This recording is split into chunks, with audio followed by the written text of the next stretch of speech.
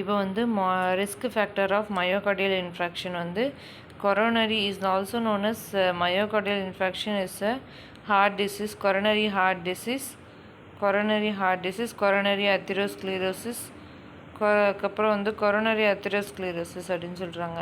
இது வந்து 2 type of risk factor இருக்குது. Modifiable risk factor, non modifiable risk factor. Modifiable risk ஃபேக்டரில் வந்து என்னென்னலாம் இருக்குன்னா ஹை பிளட் கொலஸ்ட்ரால் லெவல், அதுக்கப்புறம் வந்து cigarette smoking, hypertension, diabetic mellitus, lack of oestrogen in women, physical activity, அதுக்கப்புறம் ஒபிசிட்டி, இதெல்லாம் வந்து இது பண்ண முடியும். Non modifiable risk factor of MI வந்து 65 ஏஜ், ஜெண்டர் ஃபீமேலு, அதுக்கப்புறம் ரேஸில் வந்து white population, non white population, அதுக்கப்புறம் வந்து ஃபேமிலி ஹிஸ்ட்ரி, இவங்க எல்லாத்துக்குமே என்ன ஆகுதுன்னா இவங்க எல்லாத்துக்குமே வந்து நான் மாடிஃபையபிளாக வருது. எத்தியாலஜி வந்து என்ன கேட்குறாங்கன்னா அத்திரோஸ்க்ளீரோசிஸ் எத்தியாலஜி, அதுக்கப்புறம் வந்து coronary artery spasm, coronary artery embolism, coronary artery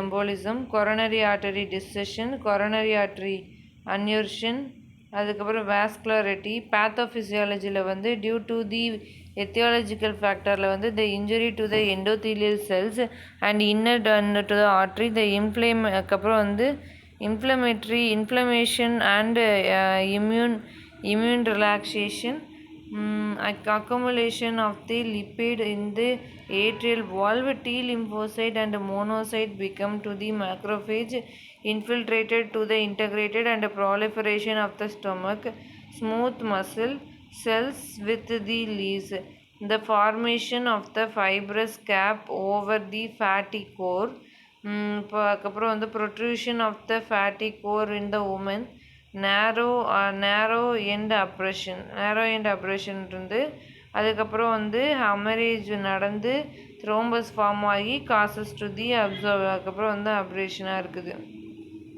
obstruction வந்து ஃபேட்டி கோர் போய் க்ரோத் நடந்து அதுக்கப்புறம் ரப்சர் ஆகி அதுக்கப்புறம் காசஸ் அப்ஸ்ட்ரக்ஷன் வந்து நடக்குது. கிளினிக்கல் மேனிஃபெஸ்டேஷனில் அதெல்லாம் நான் சொன்னோம்ல, அதெல்லாம் போட்டுக்கிறணும்.